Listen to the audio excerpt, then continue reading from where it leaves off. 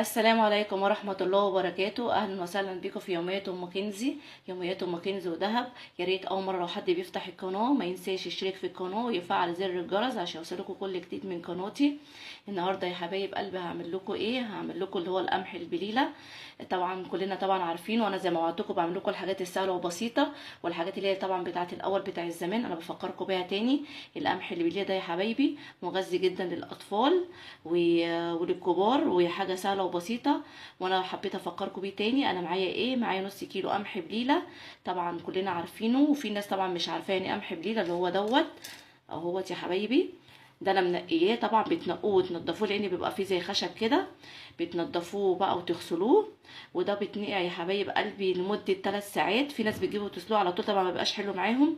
ما بيبقاش زي بتاع بره. لما بتعمليه على طول ما بيبقاش زي بتاع بره. لكن لما بتنقعيه يعني ممكن تنقعيه من يوم من